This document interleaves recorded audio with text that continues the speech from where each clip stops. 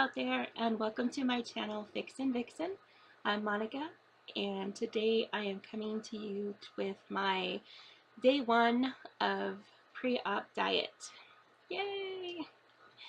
This has been a year in the making of coming to this surgery date, so it's kind of like all of 2017 is for 2018 for me, anyway, personally. That means that I'm on a 5-day countdown to January 9th, 2018. And, oh, I am so ready. So ready. Ready for it to happen. I took my weight this morning. It was 257.3. I did take my measurements, but I'm not going to post them on YouTube because I don't want to fill up all that space in there. So I'll post those on my Instagram account if you're interested in seeing those. It's Fixin' Vixen, just like the YouTube channel.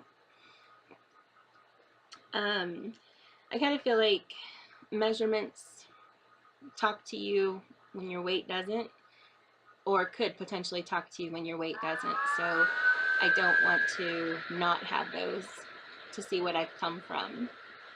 And they're such a pain to take. I hate taking measurements. So I apologize for the coughing. Sinus drainage still. I cannot shake it, and I'm hoping it's not gonna be an issue for the surgery. Oh God, that would just be horrible. But I've been drinking beef broth, unsalted, ice water, and chicken broth that is salted. That is regular beef broth or chicken broth. And I do about 1.5 cups of broth at breakfast and lunch, and I'm gonna have some more unsalted beef broth in about 30 minutes. So, and outside of that, I've had 20, 40, 60, 80. I've had about 100, 80 to 100. I think I'm on 100 right now, ounces of water. So, that's all I'm choosing to do today. Is just the beef broth, or the broth and the ice water.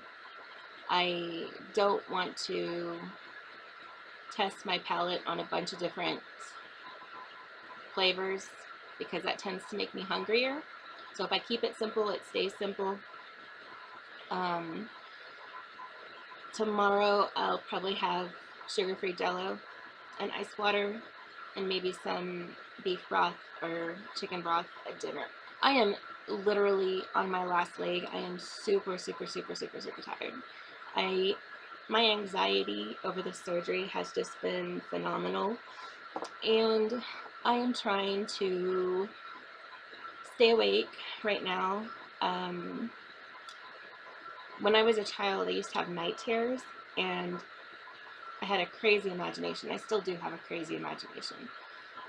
It allows me to write, and it gives me the content that I write. So I can't, I can't regret it, but it does have its bad sides too. And so when I was younger, I'd have night terrors, and I was scared of the dark. And I would see things in my doorway. I would think there was things in my closet. I would think there's things under my bed. I would think that I felt something holding me down, or poking at me. And I would get so terrified, I would lay rigid in bed, just terrified to move or speak, even breathe. If I could get the blankets over my head, it was better, because then I couldn't see anything. And if I would try to scream out for my mom or dad, I would not have a voice to call out with. And so I would just be so terrified that I would exhaust my body and fall asleep. So now, 2 days ago, I think my anxiety level is just up so high from the surgery. Not that I'm worried about the surgery specifically, it's just the whole process, the accumulation of everything, coming down to this one surgery. And I guess as the caretaker of my family, the provider of my family, it makes me really nervous to not be here literally for however long that surgery is, and then to be laid up in the hospital. Just the whole idea of it is very tremendous for me, and so it really incites my anxiety to spike. So the last 2 nights I have been reverted to the state of a child who is scared of the dark, and I can't sleep because for some reason, for some very unreasonable reason, I feel like there's something in my closet, or there's something under my bed, or something is going to poke me or grab me. And it's illogical, it doesn't make any sense. But my imagination is just playing havoc with me. And I'm a 41-year-old woman. I should not be scared of the dark, but I am terrified the last 2 nights, and I haven't been able to sleep. And so I've literally had about, I'm going to say 4 to 5 hours in the last 48 hours. And I am on my last leg. And I hope that I'm just so exhausted tonight that I can just lay down and go to sleep. And it's just crazy. It really, really is what your mind can do. It's a very, very, very powerful thing.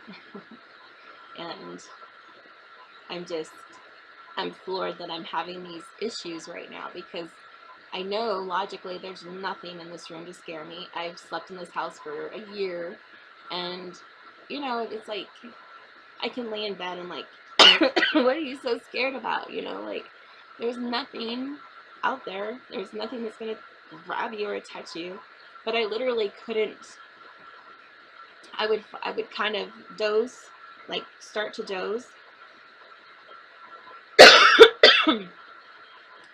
and if my back was exposed to the edge of the bed, I would wake up and have to turn back around so that I was facing the edge of the bed, so I could see if anything approached. So I'm just, I'm a big wuss right now, and it really drives me nuts that this is even happening, but whatever, I'll get through it. It's 5 days. I really don't have that much to share. I just wanted to kind of touch base on this first day of my pre-op diet and say that, I've been here, done this before. It's never quite the same as it was before, and sometimes you're stronger and sometimes you're weaker. I feel like this time I have a lot of motivation. I feel really strong, and I have every YouTuber or person on Instagram that I've followed to thank for that strength, because you guys have just provided so much inspiration in sharing your stories and your pictures and your blogs and your vlogs and your diet plans and your worries and your fears. So I just want to give a shout out to especially those that I've been in contact with. VSG, tearing it up. You got this, girl. You guys have been an amazing support, and so I want you to do me a favor, and even though some of you might be struggling, or you don't see the weight loss, or you're not moving as fast as you would like to. Just know that I can see your success story happening. Maybe you can't see it, but because you're living it, but as an outsider looking in, I can see your success story unfolding, and it is so inspirational that I don't want any of you to give up, because it means a lot to the person on this side who has yet to undergo what you guys have gone through. And so just keep sharing those stories and don't give up. And remember that if you can't do it for yourself one day, then do it for the people that are venturing towards you, because you are that source of inspiration that gives us strength and courage to keep going. You're that motivation that drives us sometimes. And we have our own motivation, you know, that moves us forward and pushes us to this point, but sometimes we lose that. And so let us be your motivation, you know, to know that you're not doing this just for yourself anymore, especially when you're posting on YouTube and Instagram. You're doing it for the people who need to see your success, and use that however you can to keep going, because it means a lot.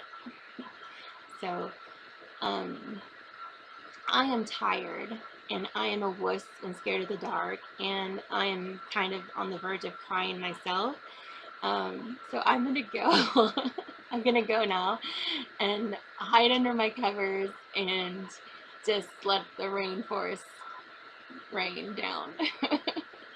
So I wish all of you the happiest new year and the best of luck. But you don't need luck, because you've all got this. And hopefully I'll be right along there with you. So catch you guys later.